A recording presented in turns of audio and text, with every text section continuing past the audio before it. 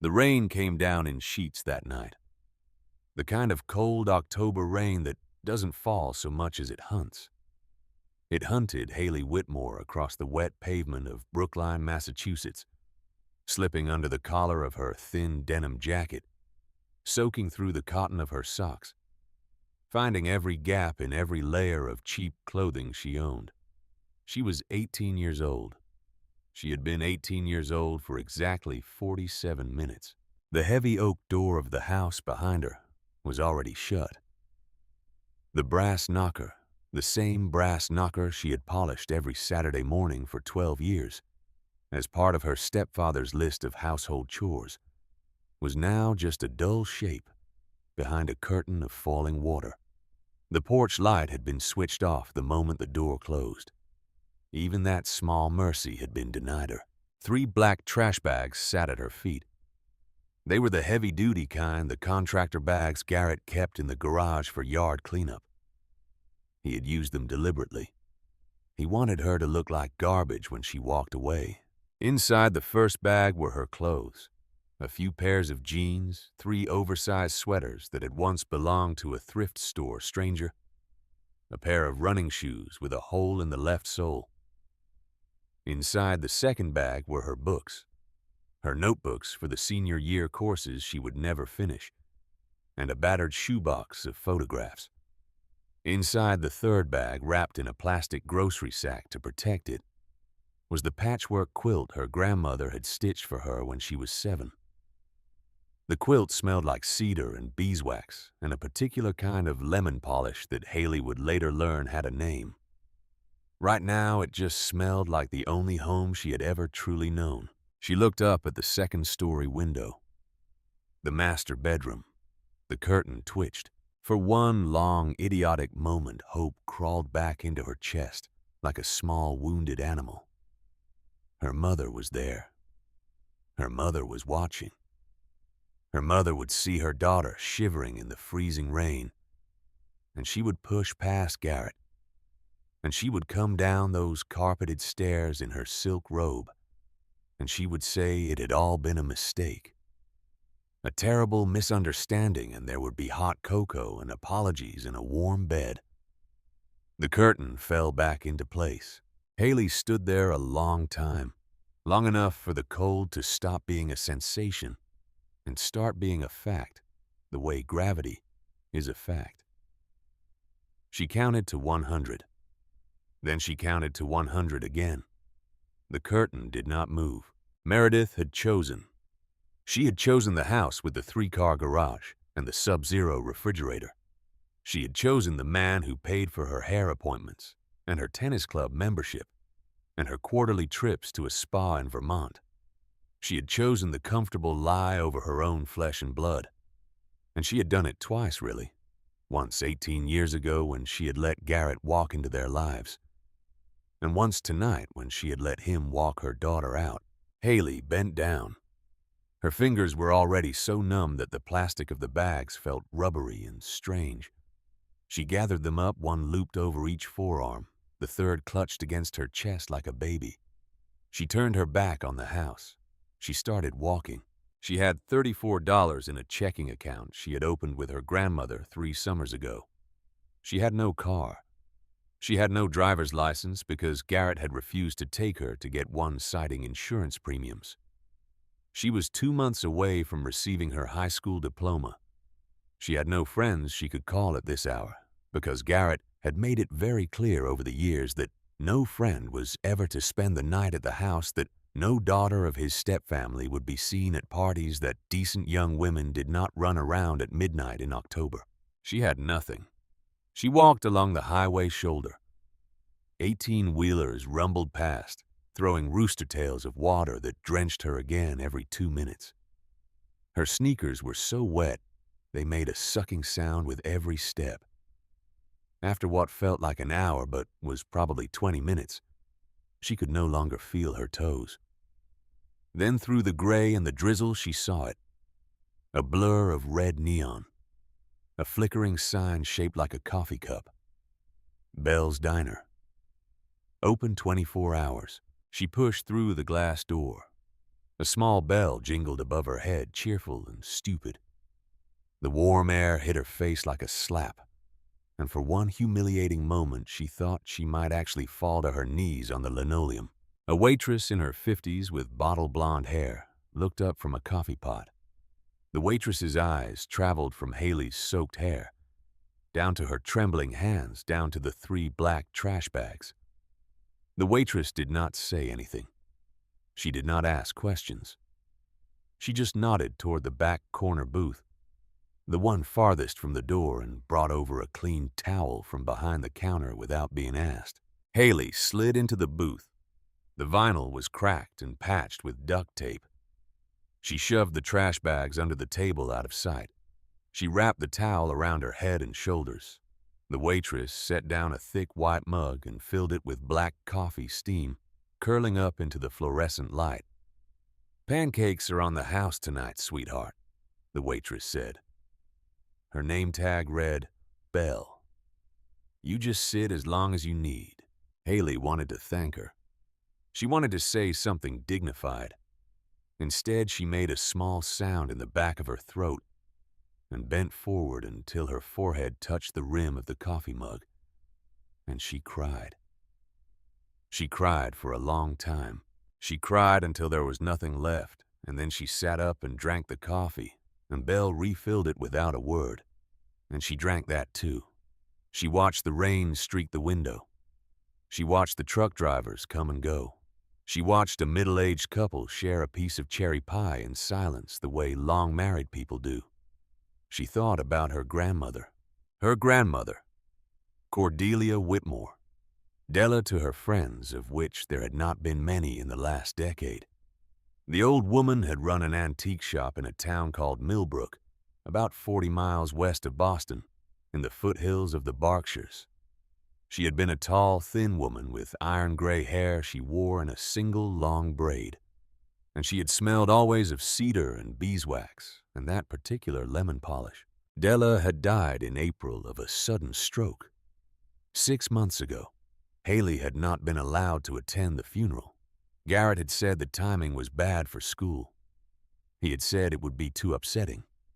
He had said a lot of things, and Meredith had nodded along, and Haley had spent the day of her grandmother's burial in trigonometry class biting the inside of her cheek until it bled. It was the loneliest day of her life. Until tonight. The bell above the door jingled. Haley did not look up. She had been not looking up for hours. A man's voice spoke directly above her booth. Haley Whitmore. She lifted her head. Standing at the edge of her table was a tall, thin man in his 60s, wearing a charcoal overcoat that had clearly cost more than her stepfather's car. He carried a brown leather briefcase. He was holding a gray felt hat in his free hand, the way men used to hold their hats indoors a long time ago. His face was deeply lined but kind, and his eyes behind a pair of wire-rimmed glasses were a startlingly clear blue. "Who's asking?" Haley said. Her voice came out flat and cracked. "My name is Nathaniel Brennan," the man said. He produced a business card and slid it across the Formica table. The card was heavy stock ivory-colored, embossed in black. "Brennan and Associates Attorneys at Law, Boston, Massachusetts. I'm an attorney. I have been trying to locate you for the better part of 3 weeks. Your stepfather has been, shall we say, unhelpful. I was hoping I might find you in the immediate area tonight. May I sit down?" Haley stared at him, then at the card, then at him again. She nodded slowly. He sat. He set his briefcase on the seat beside him, removed his glasses, polished them on a pristine handkerchief, replaced them on his nose. Every motion was precise and unhurried. Belle drifted over with a fresh mug. Brennan thanked her by name. Apparently he had been here before. "Mr. Brennan," Haley said carefully, "if Garrett sent you with paperwork to sign, I want you to know I have no intention of suing anyone for anything. I just want to be left alone. Please tell him that, and please leave."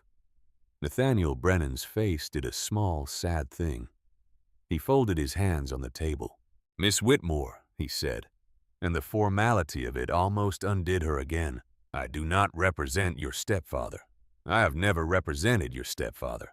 In fact, I will tell you plainly, I would not represent your stepfather if he came to me on his knees with a satchel of gold. I represent and have represented for the last 31 years the estate of Cordelia Adelaide Whitmore, your grandmother."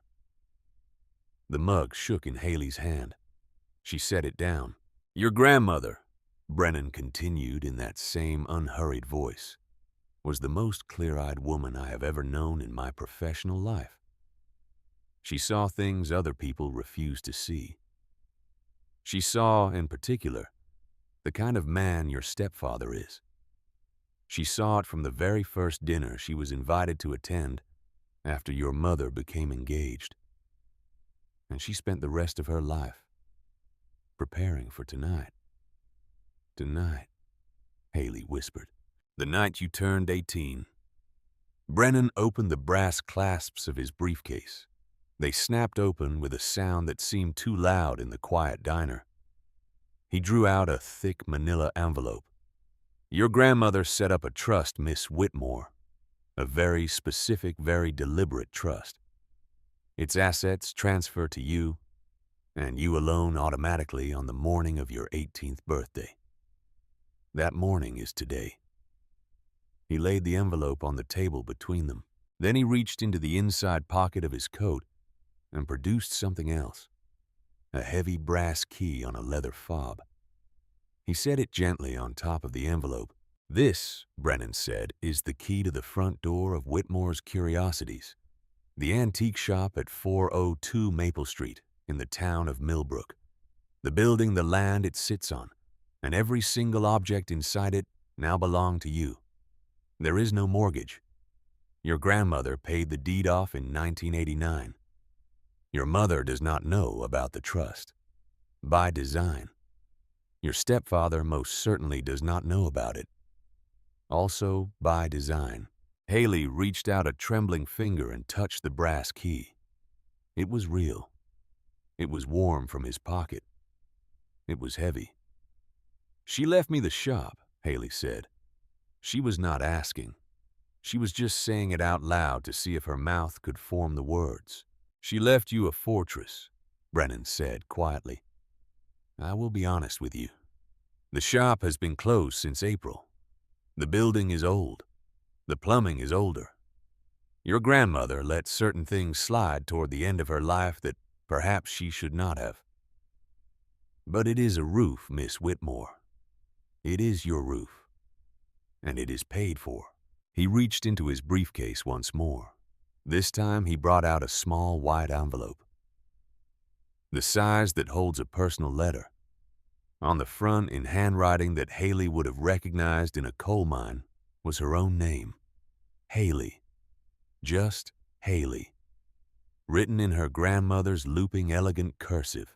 "She asked me to give you this," Brennan said, "personally on this day, and to make absolutely certain that you read it when you are alone. Not before, not in front of anyone. Alone.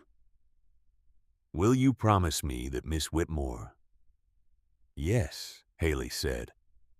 She was crying again, but quietly this time. Different tears. Cleaner tears. "Good." Brennan slid the letter across the table. He stood. He buttoned his overcoat. He placed his hat back on his head.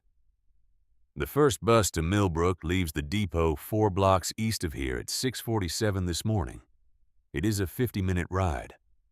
I have taken the liberty of paying for your ticket." He produced a paper bus pass and laid it on the table. "I would offer to drive you myself, but your grandmother was quite specific that you were to walk through that front door under your own power, on your own 2 feet with no one else watching. She said you would understand why when you saw it." He paused. He looked down at her. "Miss Whitmore," he said, "your grandmother loved you very much. I want you to know that. Whatever else happens in the coming days, I want you to know that with absolute certainty. He touched the brim of his hat and walked out into the rain. Haley sat in the booth a long time after he left. The brass key felt heavy in her palm. The sealed envelope she did not open. Not yet. A promise was a promise. She slept for 40 minutes with her head on the manila envelope. Belle did not wake her until 5:45, and then only gently with another fresh mug of coffee and a paper plate holding 2 warm pancakes wrapped in foil. "For the road, honey," Belle said. Haley ate them on the bus. The rain finally slowed as the bus climbed into the Berkshire foothills, fading from a downpour to a dismal gray drizzle. Massachusetts in October. The maples had turned. Even through the dirty bus window, the hills burned red and gold and copper the way New England hills do when they are showing off. Millbrook was an old mill town that had stopped being a mill town a long time ago. Brick storefronts, sagging wooden awnings, sidewalks buckled by the roots of oaks planted before the Civil War. The bus dropped her at the corner of Maple and Hollis. Haley climbed down with her 3 trash bags, the heavy brass key warm in her coat pocket. 402 Maple Street stood between a failing bakery on the left and an empty storefront on the right. The painted gold leaf across the wide front window had faded to a ghost of itself, but she could still read it. Whitmore's Curiosities, Este, 1962.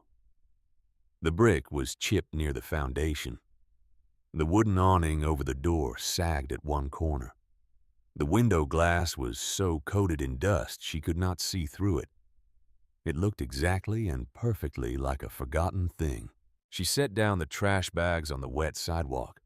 She took out the key. Her hands were shaking again, but it was a different kind of shaking now. The lock was old and stiff. She had to wiggle the key 3 times. On the 4th try, the deadbolt gave way with a heavy, satisfying click that seemed to echo down the empty street. She pushed the door open. The smell hit her first. Cedar, beeswax, that lemon polish, old paper and old leather, and the faint metallic tang of tarnished silver. The smell of every Saturday afternoon she had ever spent at her grandmother's side, learning the difference between a Hepplewhite chair and a Chippendale chair, learning how to wind a grandfather clock without breaking the mainspring, learning how to spot a real piece of Wedgwood from 100 clever fakes. She stepped inside, dragging her bags behind her. She closed the door. The bell above it gave a small, dusty chime. The shop was a labyrinth. 3 tall grandfather clocks stood like silent sentinels along the back wall. Their pendulums still their faces clouded. Glass display cases ran in rows down the center of the room, packed with tarnished silver pocket watches and porcelain dolls with unblinking eyes and stacks of leather-bound books, bleeding gold leaf from their spines. A Victorian fainting couch in faded green velvet sat at an angle near the front window. An Art Deco vanity, its mirror foxed and freckled with age, stood beside a rustic farmhouse table that was probably older than the United States itself. It was overwhelming. It was a museum and a junkyard and a magic shop all stuffed into one long, narrow brick building. It smelled like her grandmother. It felt like her grandmother. For the first time in 6 months, Haley did not feel alone. She locked the front door behind her. She dragged her trash bags behind the long oak counter that ran along the right-hand wall. She collapsed onto the green velvet fainting couch. She pulled her grandmother's quilt out of the 3rd bag and unwrapped it. She drew it over her shoulders. She closed her eyes. She slept the deep, dreamless, motionless sleep of the absolutely exhausted. When she woke, the light coming through the dust-caked windows was a flat afternoon gray. She had no idea what time it was. The shop was cold. There was no furnace running. The autumn chill had crept in through the old brick walls and settled into her bones. But she was alive, and she was inside, and she had a roof, and the roof was hers. She sat up. Her stomach growled loud and demanding. She had eaten 2 pancakes in the last 20 hours. First things first, she needed to find a working light, a working sink, anything she could use to assess the situation. She needed to take inventory of what she actually had to work with. She found a heavy black flashlight in the second drawer of the oak counter. Police issue, the long kind with the rubber grip. The batteries were old, but they still worked. The harsh yellow beam cut through the gloom. She found a notepad and a chewed pencil. She found a key ring with about a dozen small keys on it, none of them labeled. She found in the bottom drawer a stack of mail roughly 2 feet high. 6 months of mail. The postman had been pushing it through the brass slot in the front door for half a year, and it had piled up against the inside in a small avalanche before someone, probably Mr. Brennan, had stacked it neatly behind the counter. Haley began to sort. Most of it was junk. Catalogs, coupon flyers, a few subscription magazines about American folk art and clock restoration. She set those aside without opening them. Then she got to the envelopes with the official seals, the seal of the town of Millbrook, the seal of Berkshire County, the seal of the Massachusetts Department of Revenue. Her stomach, which had just been growling, went completely silent. She tore open the first envelope. Property tax delinquency, second. Notice. The amount due was printed in red ink at the bottom right corner. She tore open the next one. Final notice of delinquent commercial property tax. She tore open the next one. Notice of intent to initiate tax title proceedings. She kept going. She lined the envelopes up across the counter, oldest to newest. The picture they painted was awful and absolutely clear. Her grandmother, in the last 3 years of her life, had stopped paying the commercial property taxes on Whitmore's curiosities. Haley did not know why. Maybe she had been ill longer than anyone realized. Maybe the money had simply run out. Maybe she had been so consumed with whatever she had been preparing for Haley that the ordinary bills had slipped through. It did not matter why. The final notice was stamped in heavy red ink across the top. It had been mailed 3 weeks ago. The total amount owed with penalties and interest was $18,420.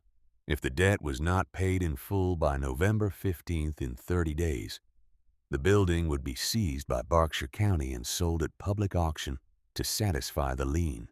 Haley set the notice down very carefully on the counter as though it were made of glass. She had $34 in a checking account. She walked to the front window. She pressed her forehead against the cold, dusty glass. The rain had started up again, soft and steady. A handful of cars rolled past on Maple Street. The bakery next door had a single light burning in its back office. Her sanctuary was a trap. Her grandmother had handed her a key to a beautiful brick coffin with a 30-day fuse. She did not get the chance to finish that thought. A car door slammed outside. 3 quick steps on the wet sidewalk. Then a fist pounded the front door so hard, the bell above it jangled wildly, and one of the porcelain dolls in the nearest display case fell over. Haley, a voice she would have recognized blindfolded in a hurricane. Haley, I know you're in there. Open the door. Garrett Holloway.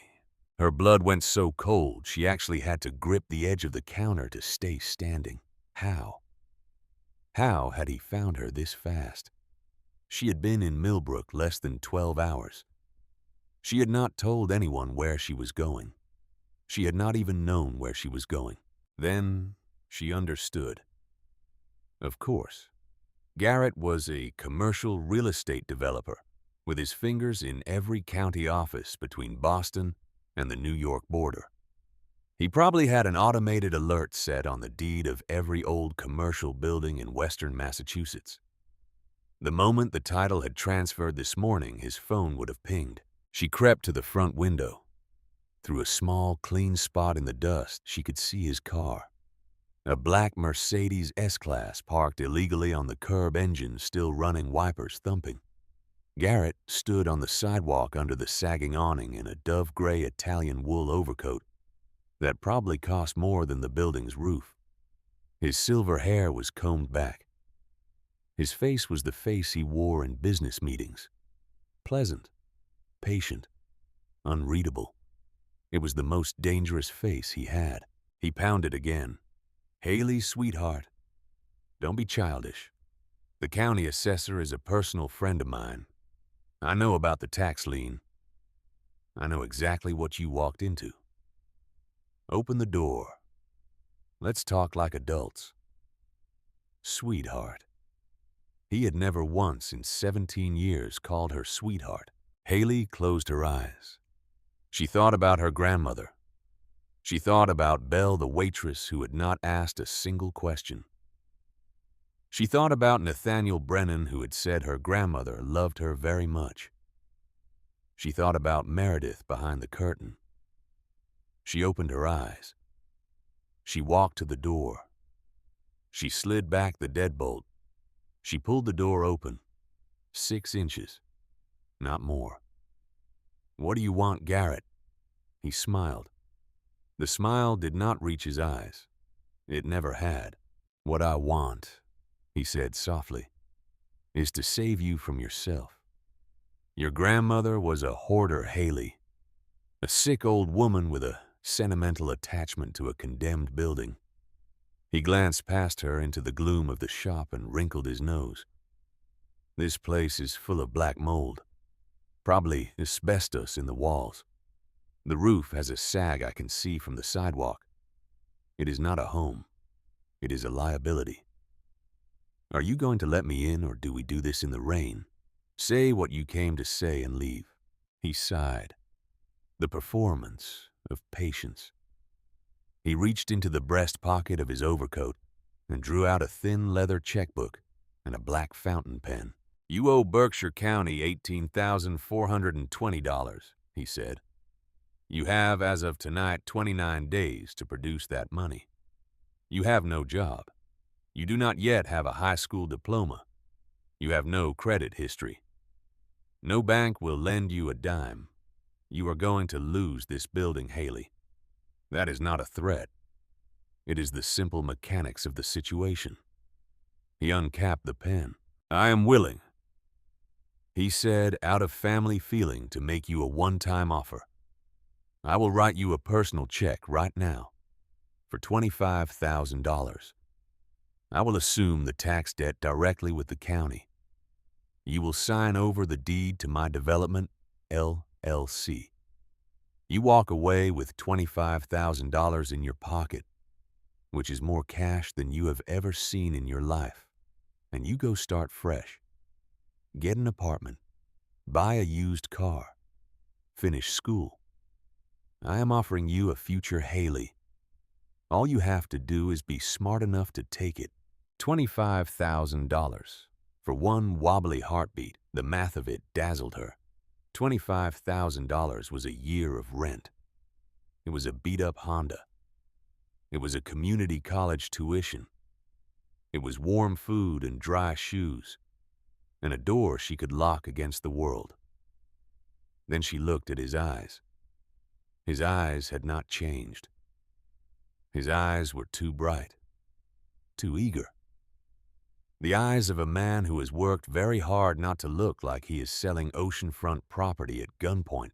$25,000 for a building Garrett had wanted for years, for a building her grandmother had refused to sell to him again and again for almost a decade, for a building on Maple Street in a town that was 3 years into a downtown revitalization plan with a brand new commuter rail station 6 blocks north. The land alone was probably worth 10 times what he was offering, maybe 20 times. He was trying to rob an orphan in a thunderstorm. "No," Haley said. The smile vanished. It did not fade. It vanished the way a magic trick vanishes. And what was left behind was the real face. The face Meredith had been married to for 16 years. What did you say to me? I said no, Garrett. She kept her voice flat. She held the edge of the door. I am not selling the shop. Not for 25,000, not for 50,000, not to you, not today, not ever. He took a step forward. He had a good 5 inches on her. He had used that 5 inches her entire life, looming in doorways, looming over the dinner table, looming over her bed. When he wanted to make a point about her grades, she had spent 17 years learning to make herself smaller in his presence. Tonight she did not get smaller. You stupid little girl, he said. He spoke very quietly, almost gently, which had always been the most frightening way he spoke. You think you can play businesswoman with me. You think you understand what is happening here. Let me explain it to you in small words. I'm going to walk back to my car. I am going to drive home. In 29 days, the county is going to seize this building. I am going to attend the public auction. I am going to buy this building for pennies on the dollar, because no other serious developer in Western Massachusetts will bid against me on it, because they all know better. And you will end up exactly where you were standing last night, on the sidewalk, in the rain, with 3 trash bags. Except this time you will not have a building to run to. This time there will be no Brennan in a fancy coat coming to fetch you. This time there will be nothing. Do you understand me, Haley? Get off my doorstep. I am trying to save you. Get off my doorstep or I am calling the Millbrook police. He laughed. It was a short, ugly sound. You don't even have a cell phone, sweetheart. Then I will use the landline behind the counter. He looked at her a long moment. He was reassessing. She could see him reassessing. He had expected the offer to work. He had expected her to weep with gratitude. The fact that she had said no twice with her back straight and her chin up was a piece of information he did not know what to do with. Enjoy the rats, Haley, he said finally. Enjoy the cold. Enjoy the next 29 days. I will see you at the auction. He turned. He walked back to the Mercedes. He drove away. Haley closed the door. She slid the deadbolt.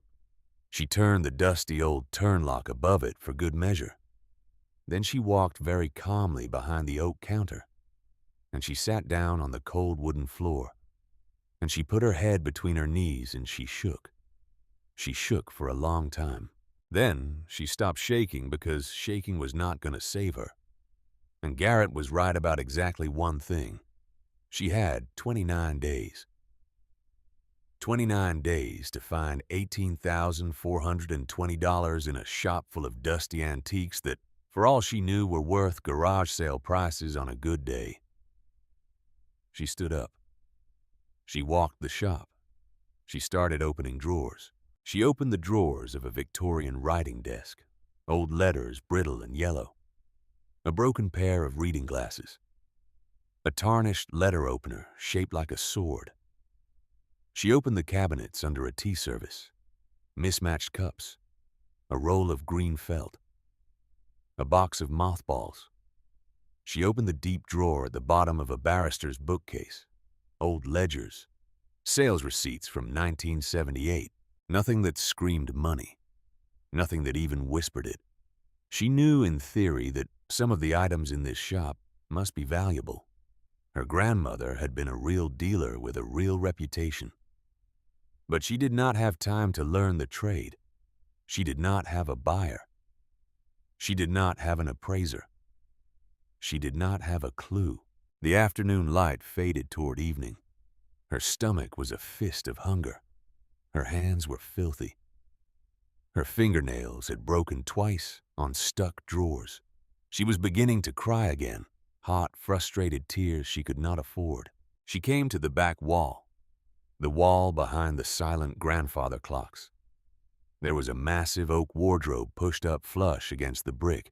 easily 7 feet tall, easily 400 pounds. Ornate, carved with vines and small grim faces. It looked like something out of a horror movie. She had no real reason to move it. She just needed to move something with her hands. She needed the simple, stupid act of pushing. She braced her shoulder against the side of the wardrobe. She planted her feet. She shoved. The wardrobe did not move. She shoved again, harder, her sneakers squeaking on the wood.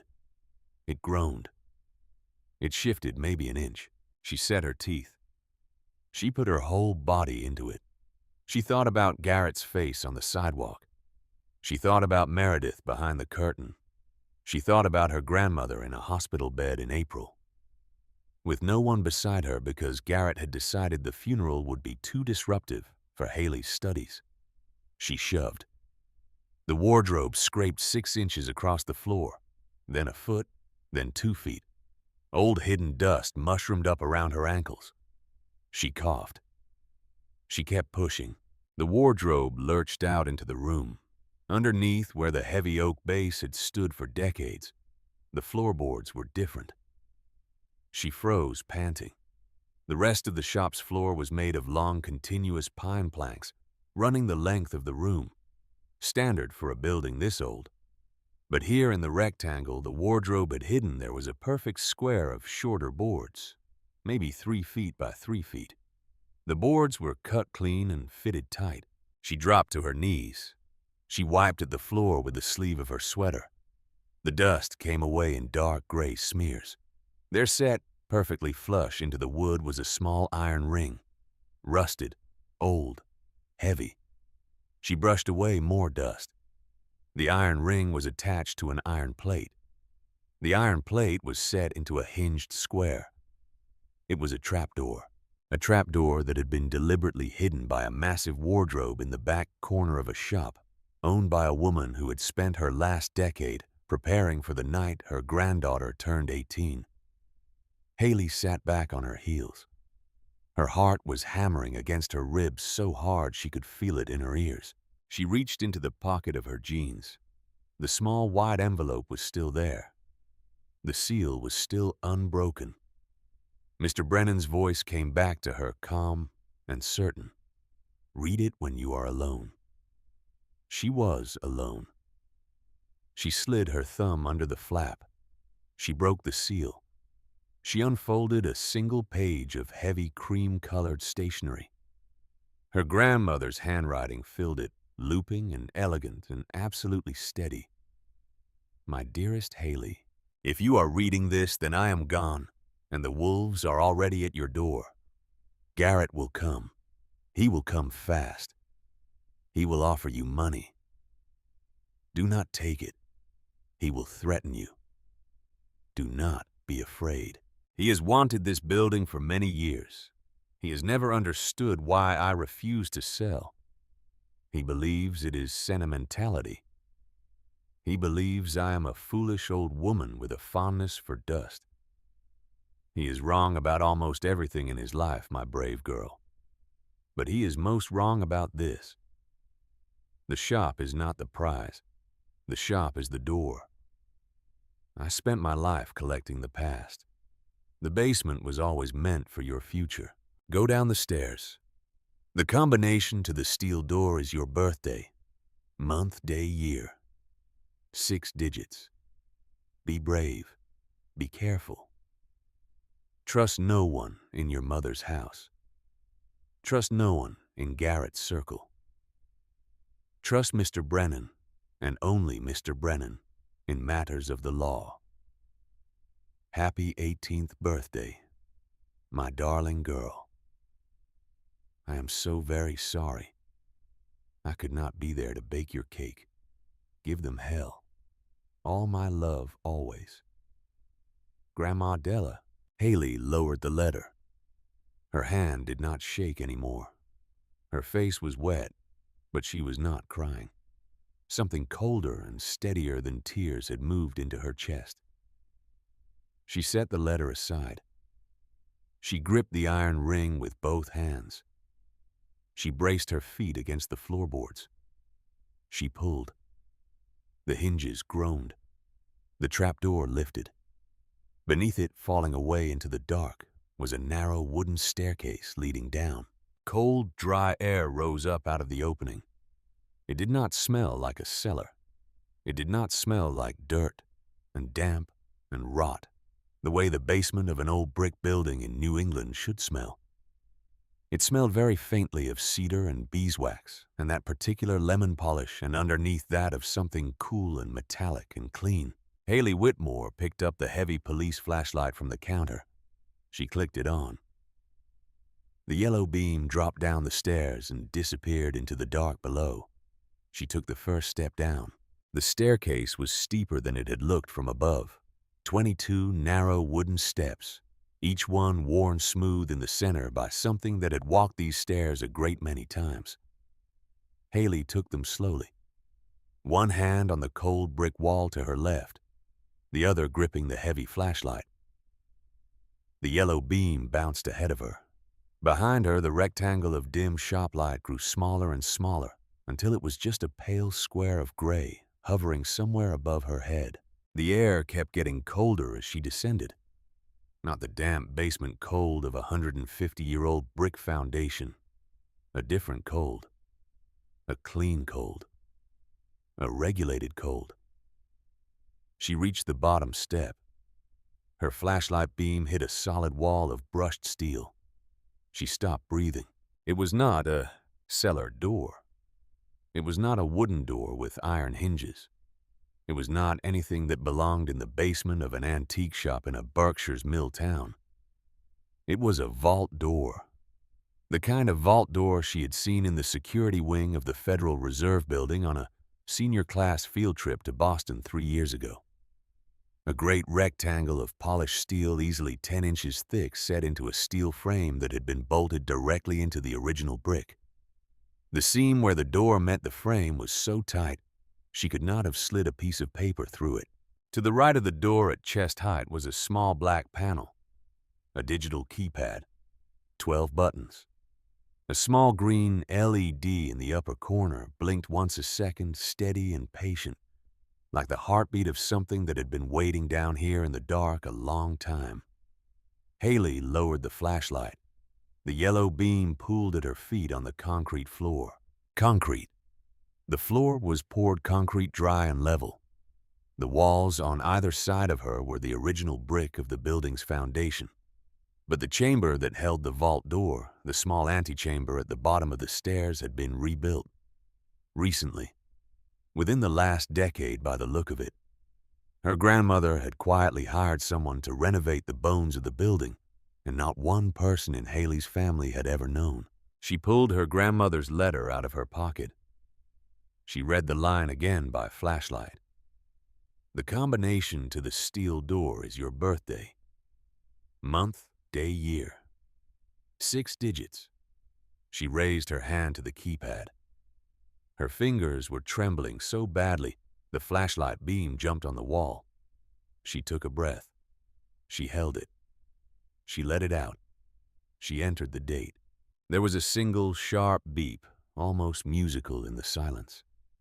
Then a deep mechanical thunk from somewhere inside the door, a sound like a heavy bolt sliding home in reverse, and then a series of smaller clicks as the rest of the locking mechanism retracted. The green LED turned solid. Haley put her hand on the cold steel handle. It was the size of her forearm. She pulled. The vault door swung open on perfectly silent, perfectly oiled hinges. It moved as though it weighed nothing at all, balanced on bearings that had cost someone real money. She stepped through. She felt for a light switch on the inside wall. She found one. She flicked it up. The room flooded with light.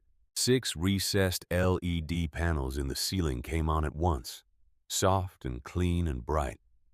The kind of warm white light you saw in jewelers' workshops and museum back rooms. The light pushed out the dark in every corner and left nowhere for shadows to hide. Haley lowered the flashlight slowly. Her mouth opened. The chamber was perhaps 30 feet long and 12 feet wide. The walls were poured concrete painted a clean dove gray. The floor was poured concrete sealed and polished. The ceiling was insulated. A small, unobtrusive vent in the back corner hummed faintly. Climate control. Whatever this room was, it was a climate-controlled room. She could feel the air on her face now, dry and steady. The kind of air the rare book swing of a university library would hold itself in.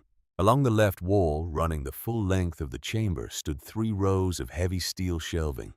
Industrial shelving, the bolt-together kind. Each shelf held neatly arranged fireproof lockboxes. Black mat identical, lined up like soldiers. She counted 36 lockboxes on the bottom row. There were 3 rows. She did not need to do the math twice. Along the right wall stood a row of map cabinets. Wide, flat drawers, the kind that architects used to store rolled blueprints in back before everything went digital. Below the map cabinets was a small workbench with a green felt mat, a brass jeweler's loop on a stand, a set of cotton handling gloves, and a small calibrated scale. In the center of the room, exactly in the center, stood a desk. A massive desk. Polished mahogany English by the look of the carving on the legs, easily a century old. Its surface was empty except for 2 objects: a thick, leather-bound ledger book and a small ring of silver keys. Haley walked towards the desk slowly. Her sneakers, still damp from last night's rain, made small, soft sounds on the polished concrete.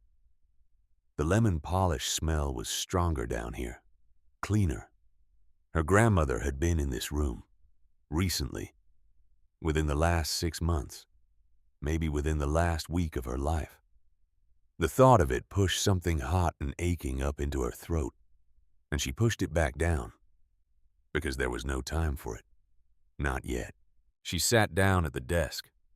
The leather chair behind it was tall-backed and worn smooth on the armrests. She set the flashlight aside. She put both hands flat on the wood for a moment, just to feel it, just to make sure it was real. Then she opened the ledger. The first page bore a single line written in her grandmother's looping cursive, in dark blue fountain pen ink. W.C. Private Collection. Inventory and Provenance. She turned the page. The handwriting was meticulous. Date acquired. Source. Item description. Appraised value with the name of the appraiser and the year of the appraisal. Storage location. The columns marched down the page in perfectly even rows. Haley ran her finger along the first entry. Shelf 2, Box 4. Carson City, Morgan Silver, $1889. 32 coins. PCGS encapsulated grades. MS 63 through MS 65. Appraised by Heritage Auctions 2021 at $144,000 at the low end. Haley blinked at the page. She turned to the next entry. Shelf 3, Box 1. Original manuscript draft letter from Thomas Jefferson to James Madison. Dated November 4th, 1799. Authenticated by the Massachusetts Historical Society 2019. Estimated auction value $90,000 to $120,000. Haley read it twice. She read it a third time. The words refused to mean what they were supposed to mean. She turned the page. Shelf 4, Box 7. 18 ounces of placer gold. Klondike provenance sourced from a private estate sale in Skagway, Alaska, 1996. Assayed at 23 carat. Current spot value at acquisition $14,000. Current spot value as of last revision approximately $54,000. She turned the page. Shelf 5. Pocket watches. Patek Philippe 1897. Gold Hunter case original movement papers. Audemars Piguet 1912. Vacheron Constantin 1883. 3 watches. Combined appraised value $270,000. She turned the page. Postage stamps. Confederate provisional issues. A Benjamin Franklin from 1847. A British Guiana 1-cent magenta facsimile and the certified provenance for the real one her grandmother had once briefly consigned and brokered for a private collector in 2008. The commission from which had apparently funded the construction of this very vault. She turned the page. She stopped turning pages. She closed the ledger. She put her forehead down on the cool leather cover. She let out a sound that was halfway between a laugh and a sob. Her shoulders shook. Grandma Della had not been a hoarder. Grandma Della had not been a sentimental old woman with a cluttered shop. Grandma Della had been one of the quietest, sharpest, most disciplined collectors in New England. She had spent 50 years building a private collection that would not appear in any public record, would not show up on any tax form, would not be touched by any of the predatory men who circled the rest of her family.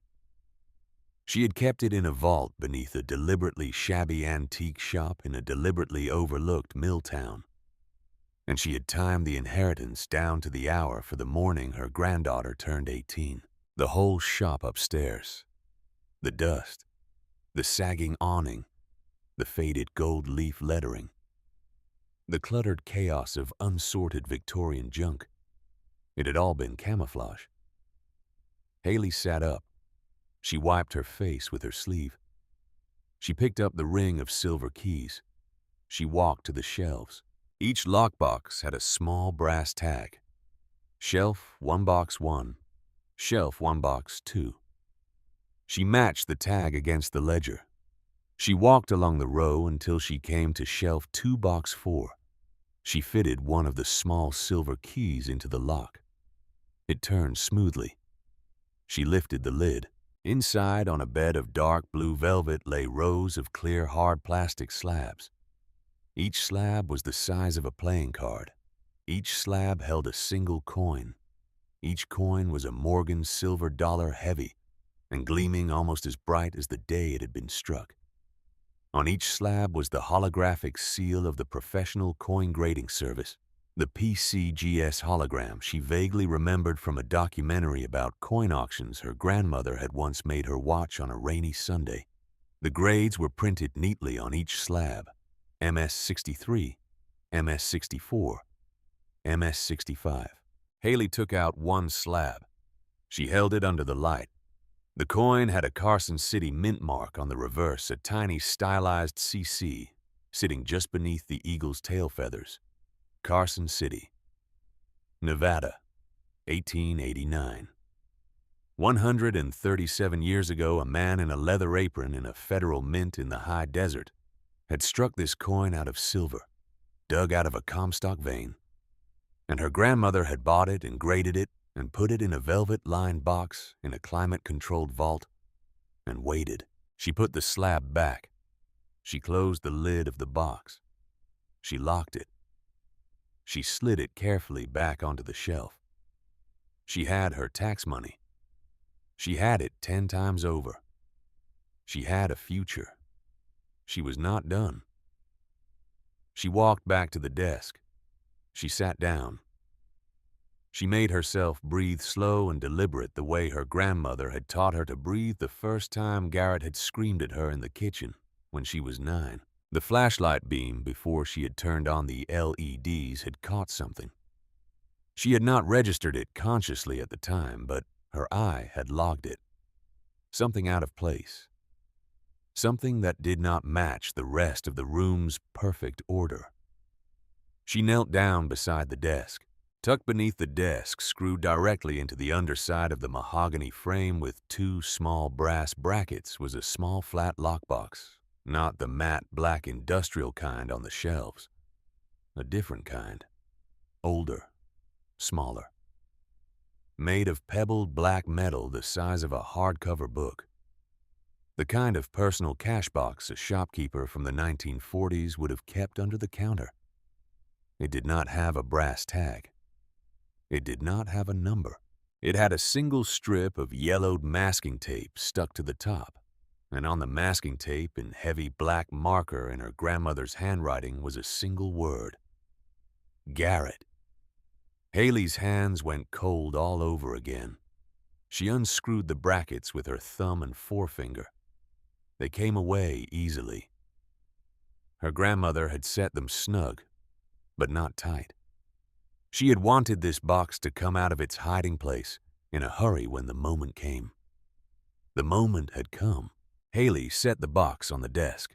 She tried the silver keys one by one until the fourth one turned in the lock with a small final click. She lifted the lid. There was no gold inside. There were no coins, no jewels, no rare stamps. There was paper. There was a great deal of paper. Folders, thick manila folders, each one neatly labeled in fountain pen on the tab. Bank records, wire transfer records, photocopies of canceled checks, notarized witness statements. A photograph of a man Haley had never seen, a thin, balding man in his 50s, standing in front of an office building in what looked like the Cayman Islands. A bound private investigator's report, easily 200 pages thick, with the seal of a firm called Hartwell Investigations, Boston, across the front. And on top of everything else, a single sealed envelope smaller than the others, the cream stationery she had already learned to recognize, with one word written across the front in her grandmother's looping cursive: read second. She did not read it second. Not yet. She set it aside. Her grandmother had been a meticulous woman. There was an order to this. There would be a reason for the order. Haley opened the investigator's report first. The opening page was a cover letter dated 2016, addressed to Cordelia A. Whitmore, signed by a man named Russell Hartwell, senior investigator. The letter was brief and businesslike. Mrs. Whitmore, per our retainer agreement of 2015. Please find enclosed the consolidated findings of our 3-year investigation into the financial activities of Garrett W. Holloway between the years 2003 and the present date. As discussed by phone, the documentary evidence supports your initial suspicions in their entirety and exceeds them. We recommend strongly against any direct confrontation. The subject is dangerous in ways your daughter does not appear to fully understand. We have provided multiple copies of all source documents per your request.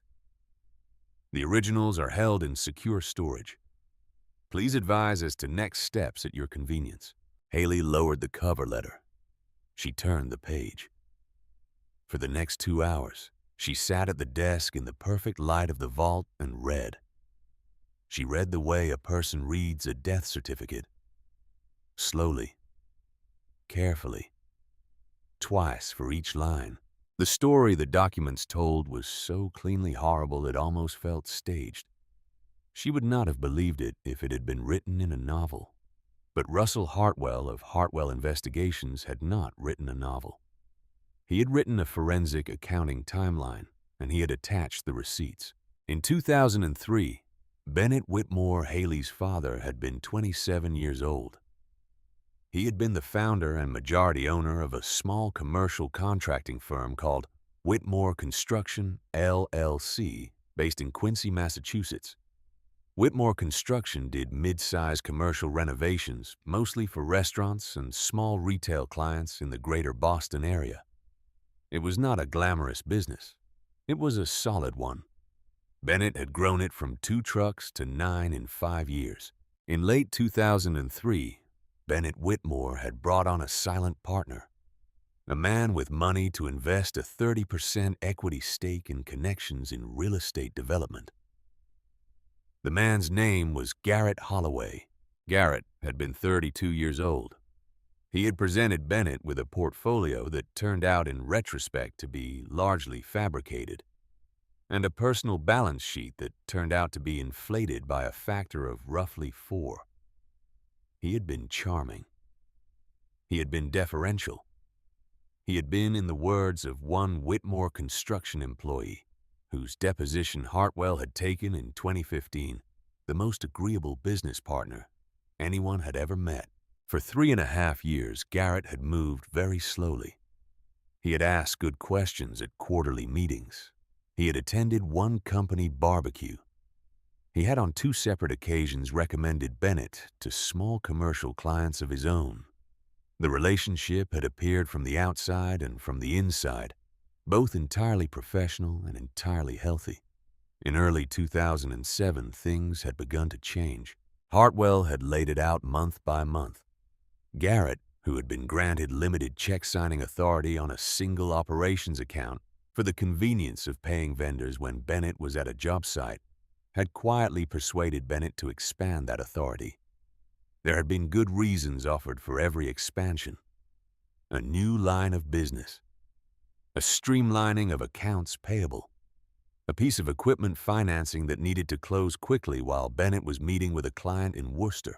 By the middle of 2007, Garrett had check-signing authority on every account Whitmore Construction held. Then the bleeding had started. Hartwell had documented 47 separate wire transfers across an 18-month period, beginning in August of 2007 and continuing through the spring of 2009. Each one routed through the same chain of correspondent banks. Each one ended in a shell company registered in the Cayman Islands. Each one was authorized with a signature that was supposed to be Bennett Whitmore's, but that Hartwell's documents examiner had concluded with what the report called a high degree of forensic certainty had been forged. The signatures were close. They were the work of someone who had access to genuine Whitmore signatures and had practiced, but they were not Bennett's hand. The total amount drained from Whitmore Construction across those 18 months was $3,140,000. In addition, Garrett had used his expanded authority to take out 2 large commercial lines of credit in Whitmore Construction's name secured against the company's assets. The lines of credit had been drawn down completely within 90 days. The cash had vanished into the same chain of Cayman shell companies. By March of 2009, Whitmore Construction had been insolvent. By April, it had been served with the first of 3 federal subpoenas because 2 of the bank officers who had processed the wire transfers had begun to develop concerns and had filed suspicious activity reports with the Financial Crimes Enforcement Network. By May, Bennett Whitmore had hired a criminal defense attorney to advise him on a federal wire fraud investigation he could not understand because he had not done any of the things he was being investigated for. On June 17, 2009 at 3:42 in the afternoon, Bennett Whitmore had collapsed on the kitchen floor of his small rented house in Quincy. He had been 32 years old. He had been holding a glass of water.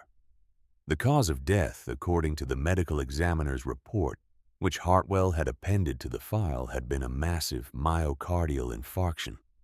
The autopsy noted significant stress-related cardiomyopathy. The medical examiner had recorded the death as natural causes. The medical examiner had not known about the federal investigation, the forged wire transfers, the Cayman shell companies, or the silent partner. Meredith Whitmore, 25 years old, had been widowed with a 1-year-old daughter and no income. The federal investigation, deprived of its principal, had eventually closed without indictments. The shell companies in the Caymans had quietly liquidated their balances and dissolved over the following 8 months, the money moving through a further 3 layers of structure before resurfacing. Hartwell wrote as seed capital for a Massachusetts real estate development, LLC, called Holloway Capital Partners. The LLC's first major acquisition in the autumn of 2009 had been a half-built strip mall in Natick. The strip mall had been the foundation of Garrett Holloway's commercial real estate career. In 2010, Garrett Holloway, recently flush with cash, had begun an attentive courtship of the grieving young widow of his former business partner. Haley closed the binder. She sat in the chair a long time. The vault was very quiet. The vent in the back corner hummed its faint, steady hum. The polished concrete was cool under her sneakers. Somewhere over her head in the shop, a floorboard settled with a small wooden sigh. Her father had been 32 when he died. He had been holding a glass of water. He had been a working contractor with calluses on his hands, and a 1-year-old baby girl, and a man he had trusted enough to give signing authority to had killed him. Not with a gun, with a forged signature. 47 times over 18 months, until his heart gave out under the weight of a federal investigation he could not understand. And then that man had married her mother, and then that man had spent the next 16 years inside her childhood, looming in doorways and over dinner tables, criticizing her grades and her clothes and her posture, paying for everything, and reminding her of it daily, building his empire on the bones of her father's company. And tonight that man had thrown her out into the rain. Haley's hands did not shake. Her face did not move. Something inside her was rearranging itself slowly and carefully into a new shape. A harder shape. A useful shape. She picked up the second envelope. The small one. The one her grandmother had written, "Read second" on. She broke the seal.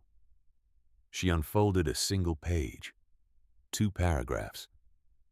Her grandmother's hand, dated 3 weeks before her grandmother's death.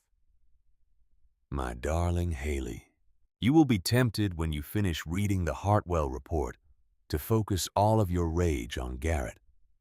He deserves the rage. He deserves every ounce of it. But you must know one more thing before you decide what to do. You must know it because not knowing it would be a worse betrayal than anything Garrett has done. And I would rather break your heart with the truth than protect you with a lie. Your grandfather raised me on that principle. I am too old to abandon it now. Look in the folder marked 1973. There is a letter at the back. It is written in your mother's hand. It is dated August of 2015. Read it. Then come back upstairs and decide what kind of woman you are going to be. I love you with every breath I ever drew. Della. Haley set the letter down. She looked at the lockbox. There was indeed a folder at the back of the box, labeled in her grandmother's hand with the year 1973. The year was wrong on purpose. The year was a misdirection, in case anyone else ever found the box. Her grandmother had been thinking 3 moves ahead even here. Haley opened the folder. The papers inside were not from 1973. They were from 2015. 5 sheets of pale lavender stationery. Stationery the kind Meredith had used for her thank you notes for as long as Haley could remember. The handwriting was Meredith's. Haley had received Christmas cards in this hand every year of her life. She read the letter. Meredith had written it to her own mother in August of 2015. Haley would have been 7 years old. The letter was 4 pages long. The first page apologized at length for the silence between mother and daughter. The second page made a tentative reference to certain financial concerns Meredith had begun to have about her husband over the previous summer. The third page was the page Haley could not stop reading. In the third page, Meredith confessed that she had, in July of 2015, accidentally come across a folder in Garrett's home office that she had not been supposed to see. The folder had contained printouts of offshore bank statements in the names of shell companies she did not recognize. She had recognized some of the dates. The dates had lined up with periods of financial distress at her late husband's company, the company she had inherited a fragment of in 2009, and which had been wound down at a complete loss. She had also recognized her late husband's signature on certain pages, but she had thought even at the time that the signatures had not looked entirely right. She had put the folder back exactly as she had found it. She had not asked Garrett about it. She had not contacted an attorney. She had not contacted her mother until that night. She wrote in the letter that she had thought about it for 3 weeks before deciding to write. She wrote that she did not know what to do. The fourth page was the page that finished the job. On the fourth page, in her own handwriting on her own stationery, Meredith wrote a single sentence that Haley would carry with her for the rest of her life. She wrote that she had decided after careful reflection that whatever Garrett had or had not done in the past, the comforts of her current life with him were too valuable to risk by pursuing what was almost certainly already buried in time. She asked her mother to keep this conversation private. She closed the letter with love and signed it with her full name. Cordelia Whitmore's response was not in the folder. Cordelia Whitmore's response had been to never speak to her daughter again for the remaining 11 years of her life. Cordelia Whitmore's response had been to hire Hartwell Investigations the very next month, and to begin building the case her granddaughter was now holding in her hands. Haley refolded the letter. She slid it back into the folder. She slid the folder back into the lockbox. She closed the lid. She locked it. She sat at the desk. Her mother had known. Her mother had known for 11 years. Her mother had known when she stood at the curtain of the master bedroom window and watched her 18-year-old daughter be thrown into the rain. Her mother had known when she had refused to let Haley attend Della's funeral in April. Her mother had known every single time she had told Haley to apologize to Garrett for some imagined slight at the dinner table. The grief was a strange, slow thing. It came in from the edges. It did not knock her over. It did not make her cry. It just settled in the corners of her chest and made a home there the way a long-term tenant settles into a small apartment. The rage was a different animal. The rage was much more practical. She stood up. She walked back to shelf 2, box 4. She unlocked it. She removed 4 of the encapsulated Morgan dollars, choosing carefully from the highest grades. She slid them into the inside pocket of her denim jacket against her chest, where she could feel the small weight of them. She walked back to the desk. She picked up the manila folder marked Garrett. The whole folder, the Hartwell report, the supporting documents, the lavender letter. She put them inside the larger satchel she found in the bottom drawer of the mahogany desk. A beautiful old leather messenger bag. Her grandmother had clearly placed there for this exact purpose. She turned off the lights. She stepped out of the vault. She pulled the steel door closed behind her. It thunked into its frame. The green LED on the keypad went dark, then resumed its slow, steady blink. She climbed the wooden stairs. In the shop above, the gray light through the windows had softened toward true evening. The rain had stopped. The street outside was quiet. Haley lowered the trap door. She pushed the heavy oak wardrobe back over it an inch at a time until the seam disappeared completely beneath its base. She did not sleep. She sat on the green velvet fainting couch with her grandmother's quilt wrapped around her shoulders, the leather satchel on her lap. And she planned. She planned all night. She thought about what a man like Garrett would do given 29 days. She thought about how a man like Garrett would react if he learned, even by rumor, that the granddaughter he had thrown into the rain had begun to sell objects of real value through reputable channels.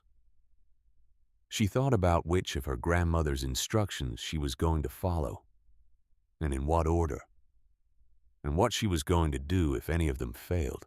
At 5 in the morning, she stood up.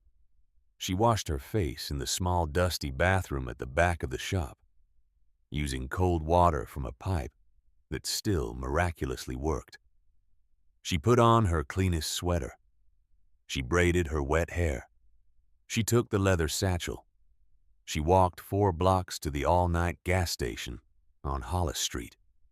She used 20 of her $34 to buy a prepaid burner phone with 200 minutes on it. She used the phone sitting on a bench outside the gas station as the sky began to turn gray to research rare coin dealers in the greater Boston area. She wanted a firm that had been in business for at least 30 years. She wanted a firm with a verified street address, not a post office box. She wanted a firm that handled PCGS-graded material as a matter of routine and had a published reputation among serious numismatists. She found 3. She compared them. She chose one. Ashford, Numismatics and Rare Metals, Newbury Street, Boston. Established 1968. Proprietor Walter J. Ashford. She caught the 623 commuter rail out of Millbrook. She rode east into the rising sun. Boston came up out of the morning in a haze of copper light, and she walked the 7 blocks from South Station to Newbury Street, with the satchel held tight against her side. Ashford Numismatics occupied the ground floor of a narrow brownstone between a tailor and a wine bar. The front window was discreet. A small brass plaque beside the door. A buzzer. She pressed the buzzer. A camera mounted above the door tilted down to look at her. After a moment, the lock buzzed open. The interior was quiet. Carpeted. Lined with locked oak and glass display cases. The air smelled like cigar smoke that had been put out a long time ago. A man stood behind the rear counter. He was perhaps 68 years old. He wore a tweed waistcoat and a watch chain. He had a jeweler's loop on a black cord around his neck, and a pair of half-moon reading glasses pushed up into his thinning white hair. He looked at her over the half-moons. "Can I help you, miss?" His tone was polite. The polite tone of a man who had seen a great many people walk into his shop with great hopes for the wristwatch their grandfather had left them, and who had been gently disappointing those people for 40 years. "Mr. Ashford?" "I am. My name is Haley Whitmore. My grandmother was Cordelia Whitmore of Whitmore's Curiosities in Millbrook. She passed in April. I need to liquidate a small portion of her estate today." Walter Ashford's face changed. It changed only a very small amount. A professional's face. But Haley saw it. The half-moon glasses came down out of his hair and settled on his nose. He looked at her more carefully. The way you look at a piece of furniture you have just realized is older than you thought. "Cordelia Whitmore was a friend of mine," he said quietly. "I went to her wake. I did not see you there. I was not allowed to attend." He looked at her another long moment. "What have you brought me, Miss Whitmore?" Haley opened the leather satchel. She drew out the 4 PCGS slabs. She laid them on the green felt mat on top of the counter, side by side in a neat row. Walter Ashford did not move for several seconds. Then he picked up the first slab. He turned it in his hand. He brought the loop up to his eye. He examined the holographic seal. He examined the coin under it. He picked up the second slab, the third, the fourth. He set them all down. He looked up at her. 1889 Carson City Morgans, all 4. 2 graded MS-64. 2 graded MS-65. PCGS current generation holograms, verifiable serial numbers. "Yes, sir." "Miss Whitmore, are these 4 coins the entirety of what you would like to sell today?" "Yes, sir." "And may I ask what you intend to do with the proceeds?" "I intend to walk to the Berkshire County Tax Assessor's office this afternoon, sir, and pay $18,420 in delinquent property taxes on my grandmother's building." Walter Ashford looked at her over the half-moon glasses for a long time. Then he turned around and walked through a small door behind the counter. She heard a safe open somewhere in the back of the shop. She heard the rustle of paper. She heard a checkbook close. He came back out. He set a leather-bound checkbook on the counter. He uncapped a heavy black pen. "My offer for these 4 coins is $28,000 cashier's check drawn on my account at State Street Bank. Payable to you today." The market is up. The grades are excellent. I do not intend to insult your grandmother's memory by negotiating with her granddaughter on the morning she walks in here for the first time. Is that acceptable to you, Miss Whitmore?" "Yes, sir." "Sit down, please. This will take 15 minutes. Haley sat down on the small leather chair in front of the counter. She set the satchel on her lap. She put one hand on top of it. She did not let go of it for the entire 15 minutes.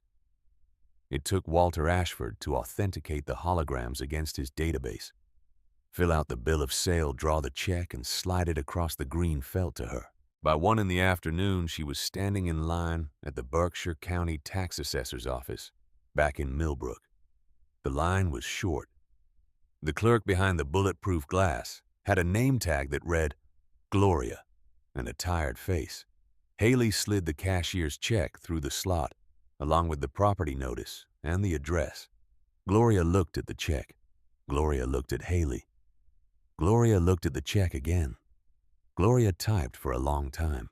When she was done, she printed out a receipt on heavy white paper, stamped it with a date stamp, and slid it back through the slot. "Account is settled in full, miss. No lien, no outstanding penalties. You will receive a confirmation letter from the county in 7 to 10 business days." "Thank you," Haley said. She stepped out onto the sidewalk. The October sun was thin and clear. The Berkshires burned red and gold on every hillside. She had $9,580 left in her checking account. She had a deed to a building. She had a vault full of evidence and silver. She had her grandmother's leather satchel slung across her chest. She hailed a taxi. She gave the driver the address on Maple Street and leaned her head back against the seat and let her eyes close for the 40-minute ride home. She felt for the first time in 18 years, and one day that she might actually live to see 20. The taxi turned onto Maple Street. Haley opened her eyes. There were 3 vehicles parked in front of Whitmore's Curiosities. A black Mercedes S-Class engine off-parked right at the curb. A white pickup truck with the Berkshire County seal on the door and a generator running in the bed. And a Millbrook Police Department cruiser lights off idling behind the truck. A man in a yellow hard hat and a high-visibility vest was kneeling on the sidewalk in front of her shop's front window, screwing a large sheet of plywood into the brick with an electric drill. A bright red poster had been pasted across the glass of her front door. Even from this distance, she could read the heavy black lettering on it. Condemned. Garrett Holloway was standing on the sidewalk with his hands in the pockets of his overcoat, watching the man with the drill. A police officer stood a few feet away looking bored. Garrett looked up. He saw the taxi. He saw her. He smiled. Haley threw a $20 bill over the seat and was out of the taxi before it had fully stopped moving. Her sneakers hit the wet sidewalk hard. The leather satchel banged against her hip. She did not run. Running was what Garrett wanted. Running was what a frightened 18-year-old girl who had no idea what to do would do. She walked. She walked fast, and she walked straight, and she walked with her chin up. The man with the drill saw her coming first. He looked up. He looked at Garrett. The drill kept whining against the brick. A long curl of red dust spiraled down from the bit and settled on the toe of his work boot. "Stop drilling," Haley said. The man did not stop. He looked at Garrett again. Garrett gave him a small, indulgent nod, the kind a father gives a son who has paused in the middle of mowing the lawn. "I said stop drilling." She stepped between the man and the brick. She put her hand flat on the wall of her own building. The drill bit was 3 inches from her knuckles. The man cursed under his breath and lifted the bit away. "Miss," the police officer said, finally interested enough to take a step forward. He was a stocky man in his late 40s with a brushed steel mustache and a nameplate that read, "Hargrove." "You need to step back. The building has been declared unsafe. No one is permitted within 10 feet of the front facade. I am asking you politely. Officer Hargrove? Yes. My name is Haley Whitmore. I am the deed-holding owner of this property. I took title yesterday morning. I have the receipt for paid-in-full property taxes in my pocket.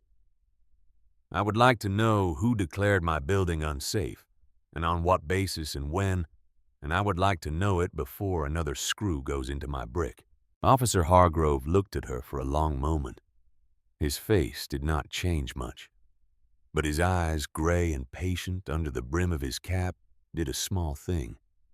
He had been doing this job a long time. He had heard a great many sentences in his career, and he could tell almost instantly the difference between a sentence rehearsed in front of a mirror and a sentence spoken by a person who had thought about every word in it. He turned his head very slightly toward Garrett. "Mr. Holloway," he said, "would you like to introduce the young lady to the engineer?" Garrett's smile widened. He stepped forward smoothly, his hands still in the pockets of his overcoat, the gracious host at a small, unfortunate misunderstanding. "Haley, sweetheart, I am so glad you came back. I was afraid you had run off again. This is Howard Pike. Mr. Pike is the senior structural engineer for the Berkshire County Office of Public Safety. Howard, this is my stepdaughter, Haley. The young lady I told you about this morning, the runaway." Howard Pike was a thin man in his late 50s, with a sunburned neck and the bad posture of someone who had spent 40 years bending down to read foundations. He did not look at Haley. He looked at his drill. He looked at the sidewalk. He looked at anywhere on earth that was not her face. "Mr. Pike," Haley said. "Miss." His voice was a low gravel scrape. "Mr. Pike, when did you enter the interior of this building?" A small silence. Garrett answered for him smoothly. "Mr. Pike performed a rapid emergency exterior assessment this morning. Given the obvious public hazard from the sagging awning and the visible foundation cracking, he was within his statutory authority to issue an emergency condemnation order without an interior inspection. Is that not correct, Howard?" "That is correct," Howard Pike said. He still did not look at her. "Mr. Pike." Haley took one step closer to him. Her voice did not rise. It went flat instead, the way thin ice goes flat in the moment before it breaks. "I would like you to look at me, please." Pike looked at her.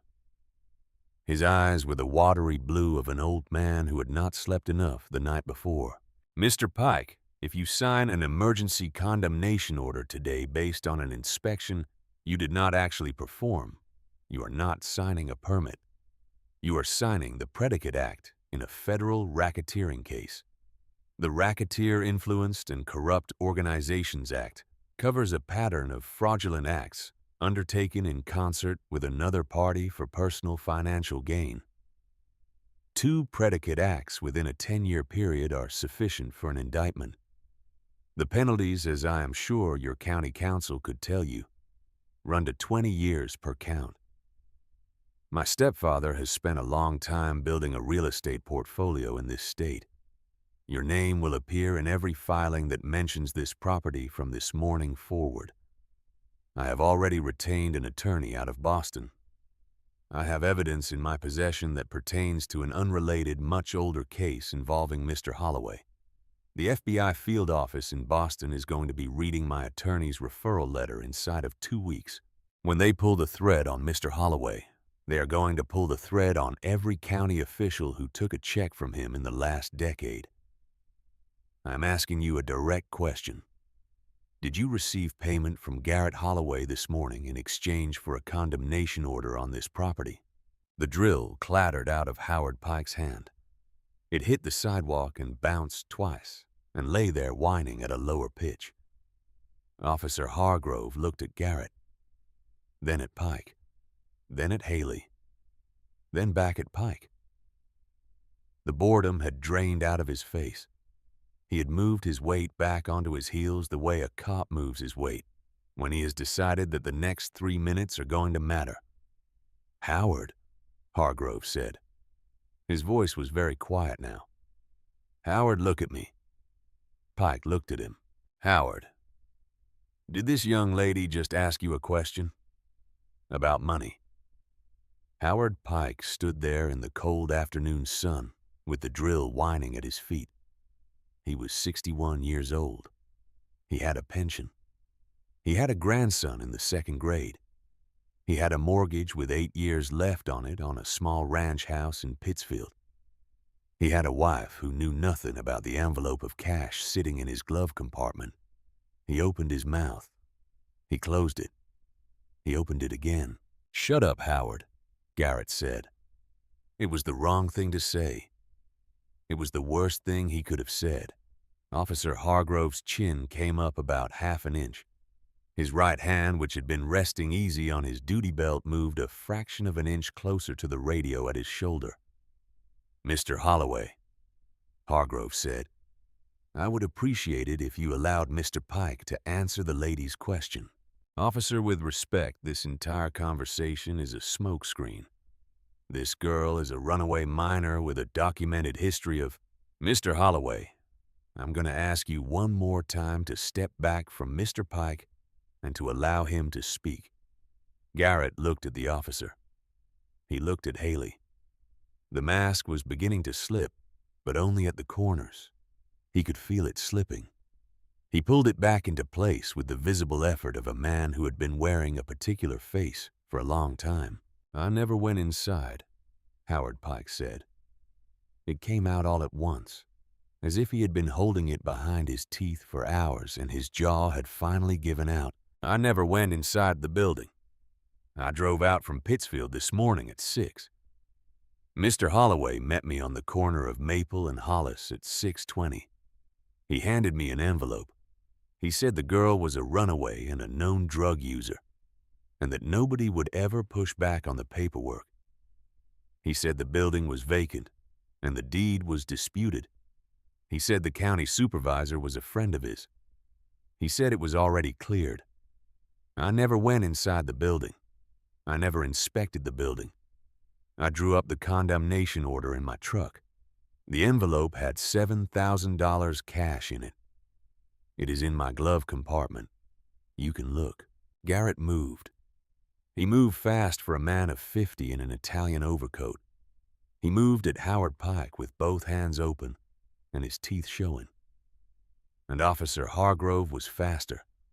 Hargrove stepped sideways and got one big calloused hand flat against the center of Garrett's chest. And he kept walking. And he walked Garrett backwards 6 full steps until the small of Garrett's back hit the front fender of the black Mercedes and stopped him. "Sir," Hargrove said. His voice was almost gentle. "Do not take another step.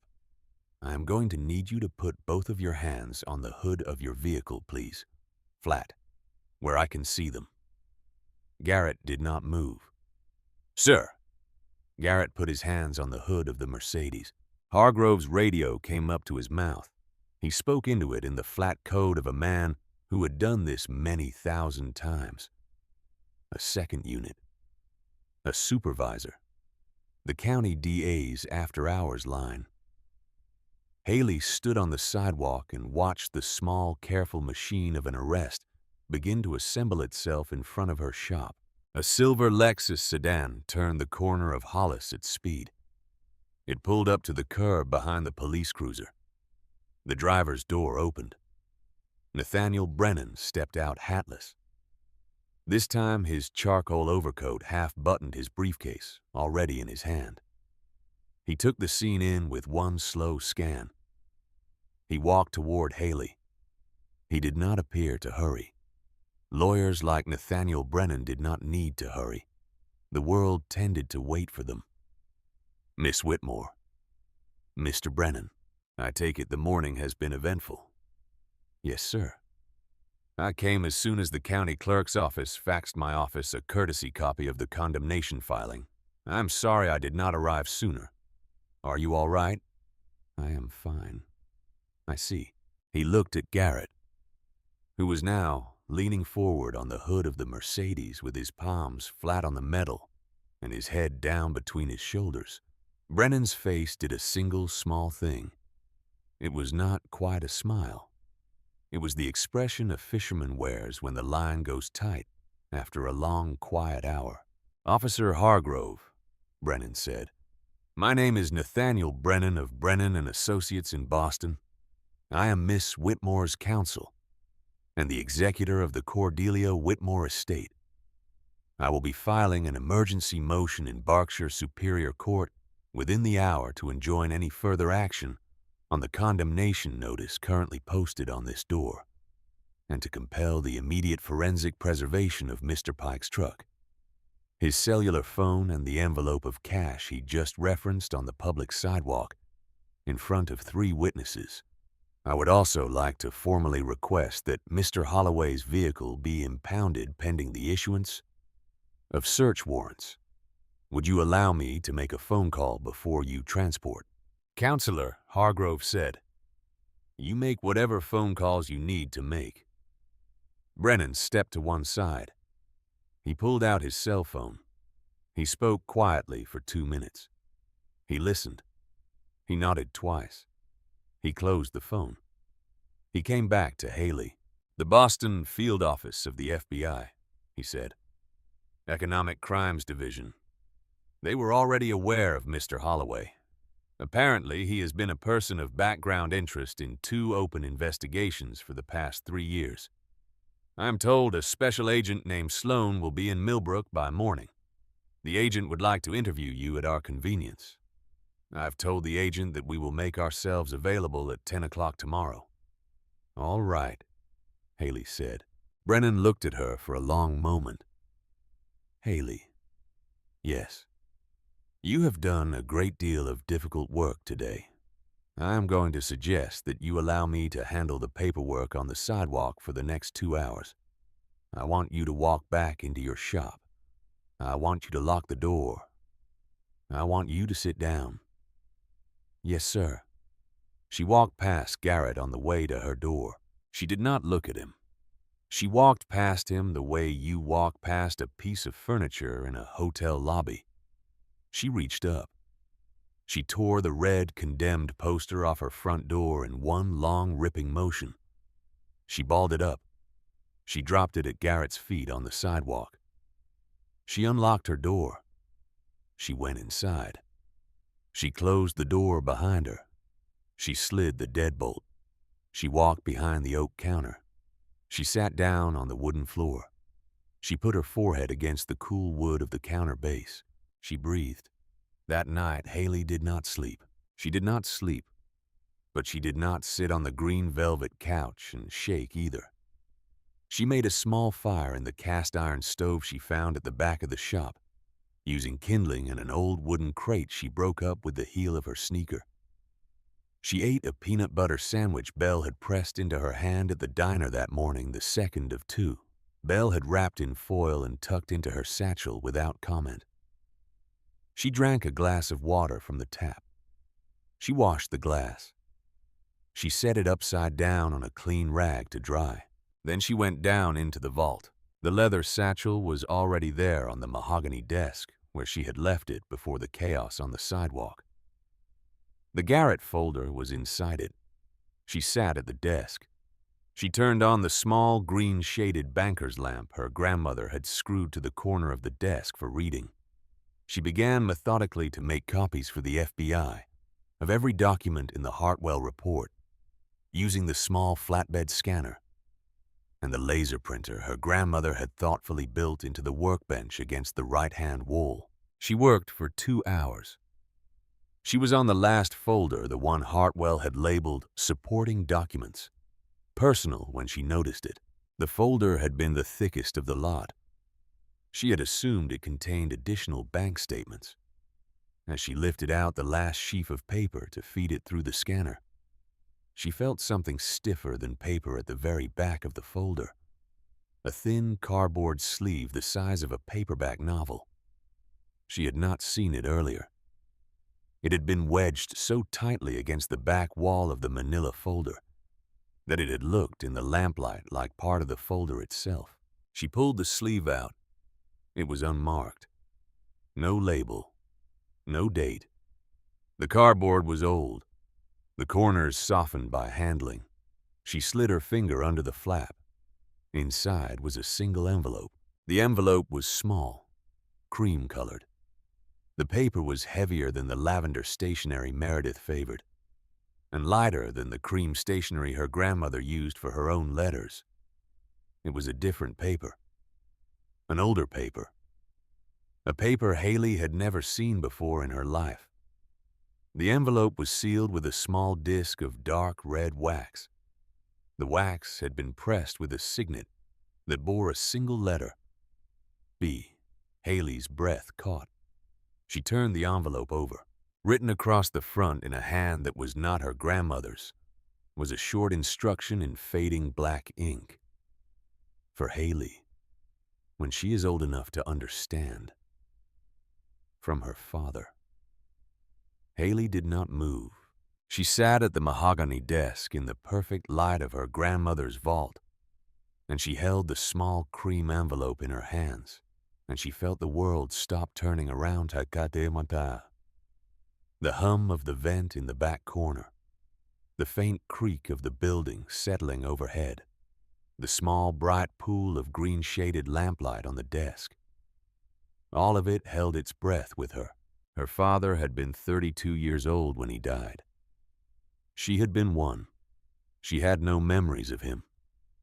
She had 2 photographs, one in which he was holding her on a beach somewhere on the Massachusetts coast and grinning at the camera with his eyes squinted against the sun. One in which he was leaning against the front fender of an old work truck with Whitmore Construction painted on the door, his arms crossed, looking calm and amused at someone who was not the photographer. That was the entire archive. That was every piece of him she had ever owned. And Garrett had once thrown the beach photograph into the garbage when she was 11 for leaving it on the kitchen counter, and she had spent 40 minutes after dinner picking coffee grounds off it in the bathroom.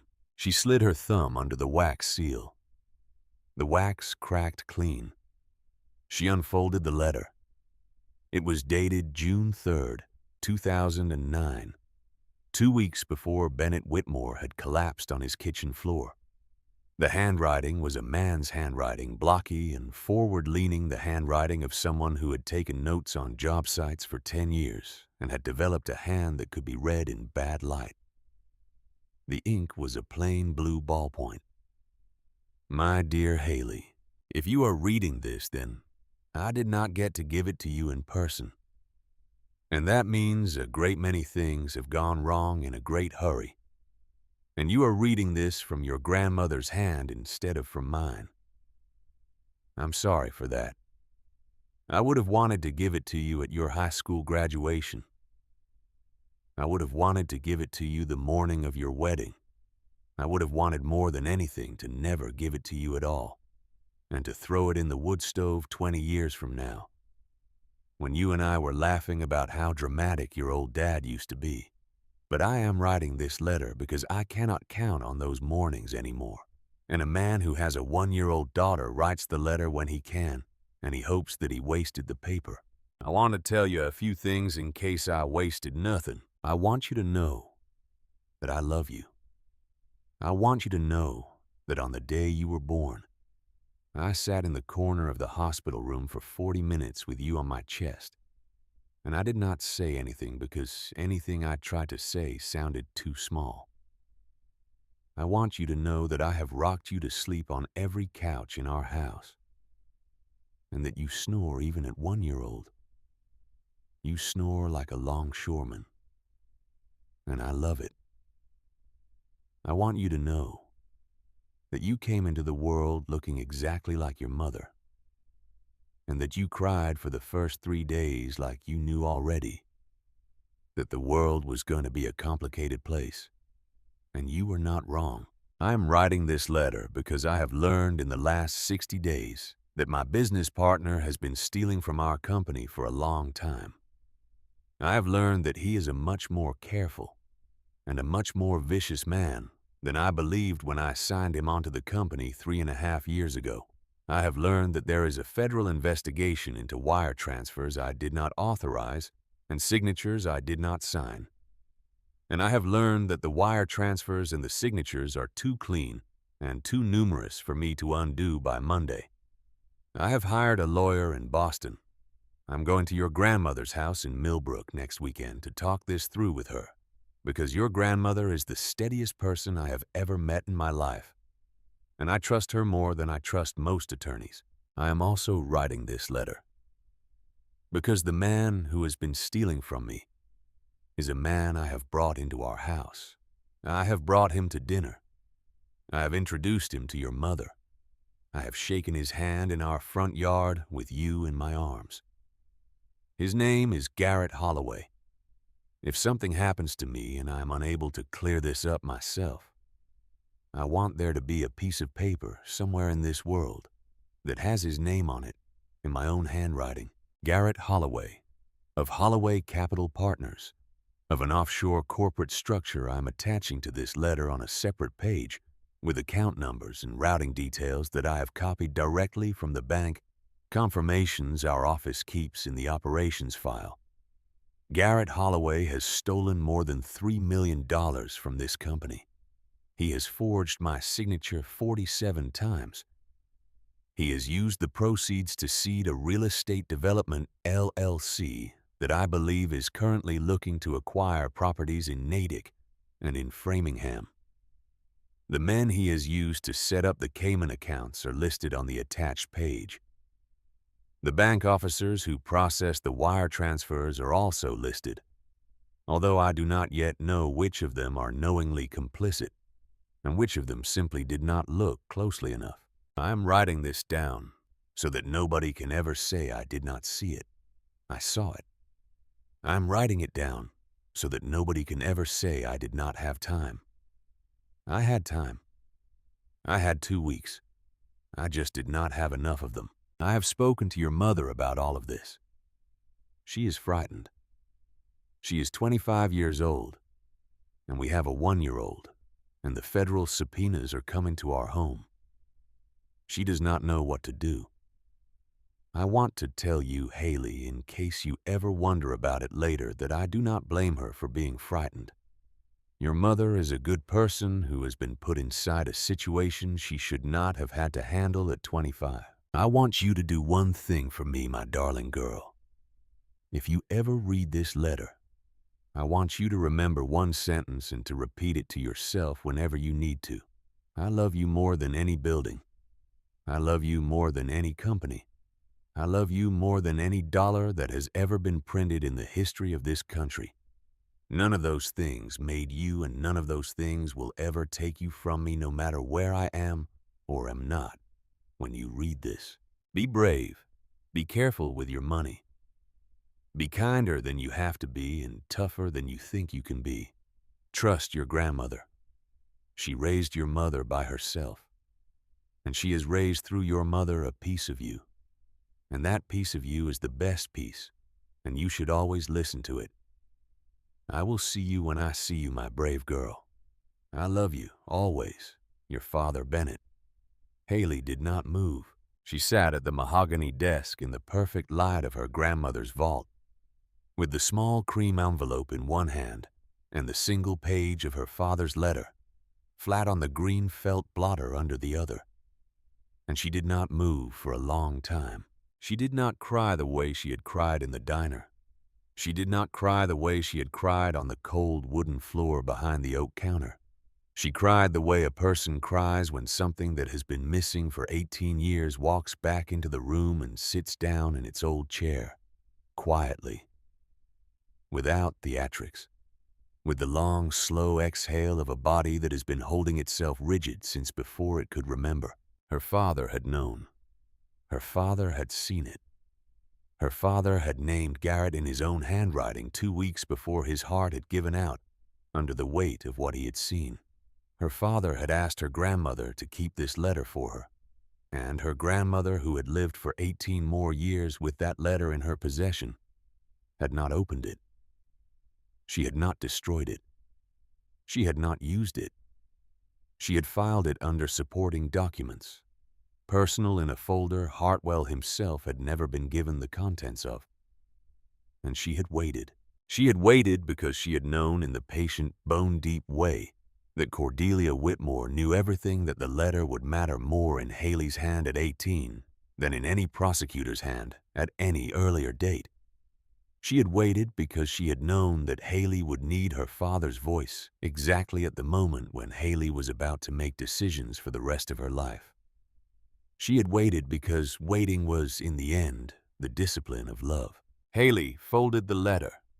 She put it back in the cream envelope. She put the envelope back in the cardboard sleeve. She put the sleeve back in the folder.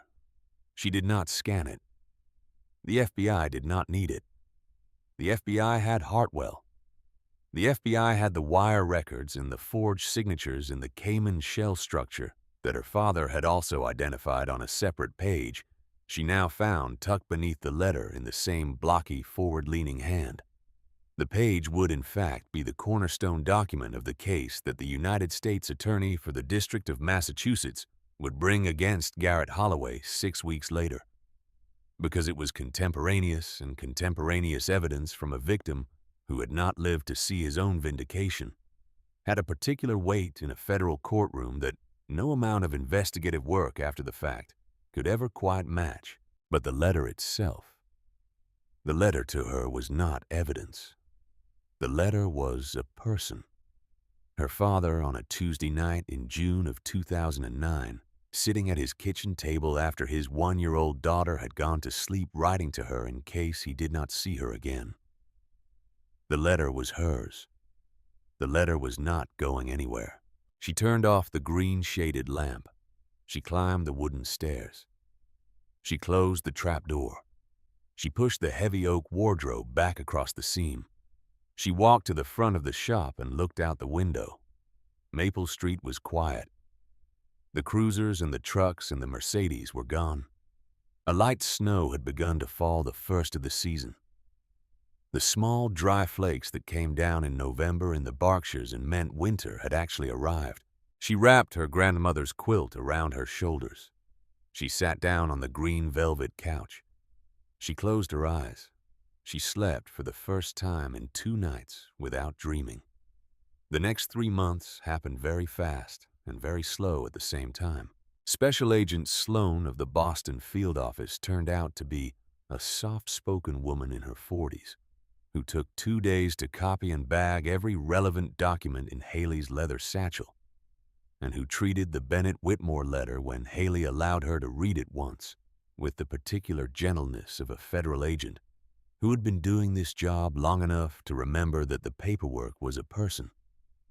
The agent did not ask to take the original. She asked, and then accepted a high-resolution photograph for the case file.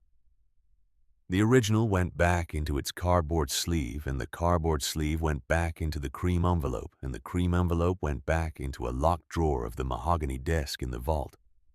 And Haley did not look at it again for nearly 2 years, because some things you do not need to look at every day to know that they are there. The investigation moved faster than Nathaniel Brennan had predicted. The wire records out of the Caymans had been preserved by a banking compliance officer in Georgetown, who had in 2009 made photocopies of every Whitmore construction wire confirmation and locked them in a personal safe on the suspicion that the day might come when somebody asked. That somebody had now asked. The compliance officer retired, and living on Grand Cayman with an arthritic spaniel was happy to cooperate. The Hartwell report and Bennett Whitmore's contemporaneous letter together walked the United States Attorney's Office through the case in a way that ordinarily took a forensic accountant 6 months to assemble. Indictments came down before Christmas. The first set of charges against Garrett Holloway listed 47 counts of wire fraud, 3 counts of bank fraud, 4 counts of money laundering, and 1 count of conspiracy. The second set of charges, which arrived 6 weeks later. As the FBI pulled the thread on the rest of Holloway Capital Partners, listed an additional 16 counts related to a long-running Ponzi-style scheme through which Garrett had for the last 11 years used new investor capital to pay returns to older investors in a series of fictitious development projects across western Massachusetts and southern New Hampshire. The total verified losses to the secondary investors, mostly retirees and small family trusts, came in at $47 million. The state of Massachusetts froze Garrett's assets within a week of the first indictment. The bank foreclosed on the Brookline house within a month. Garrett's defense team, after the second set of charges, signaled its interest in a plea agreement. By April, Garrett Holloway had pled guilty to 23 of the federal counts in exchange for the dismissal of the remainder. He was sentenced in Boston by a federal judge who had been on the bench for 31 years, and who, in handing down a sentence of 28 years without the possibility of parole, observed for the record that the defendant had built his entire adult life on the death of a 32-year-old contractor who had loved his daughter. The judge then read into the record 3 sentences from Bennett Whitmore's letter to Haley. He read them slowly. He read them, the court reporter later told Brennan over coffee, in a tone of voice she had not heard from that particular judge in 20 years on the bench. Garrett did not look up. Meredith came back exactly once. It was a Thursday in late February, a clear, bright, cold afternoon. The kind of February afternoon in the Berkshires where the snow on the sidewalks turned blue in the angle of the light. Haley was inside the shop behind the counter polishing a brass mantel clock. The shop had been open to the public for 3 weeks by then on a limited Wednesday through Saturday schedule. The plywood was off the windows. The gold leaf on the front glass had been restored by a sign painter out of Pittsfield. A new bell, an actual hand-cast brass bell from a foundry in Vermont, had been hung above the door. The bell sounded different from the old one. Cleaner. Brighter. The bell rang. Haley looked up. Meredith stood in the doorway. She had aged 10 years in 4 months. Her hair, which had always been salon blonde, had come in at the roots in 2 inches of gray. She was not wearing her wedding band. She was not wearing makeup. She was wearing a wool coat that had clearly been hanging in the back of a closet for several years, and a pair of duck boots that did not fit her properly. She was carrying a small handbag and nothing else. She stood in the doorway. She did not close the door behind her. The cold came in around her ankles. Haley. Hello, Meredith. Meredith's face did the same small, breaking thing that Haley's had done in the diner 4 months ago. She put a hand against the doorframe for balance. Please. Please what? Please. Haley, I did not know. You knew. You wrote it down. You signed it with your full name. I have the letter. Meredith closed her eyes. I know you have the letter. Then you know what I know. A long silence. The bell on the door swung gently in the cold draft. I lost the house, Meredith said. I know. I have nowhere to go. I know that too. Haley, I am your mother.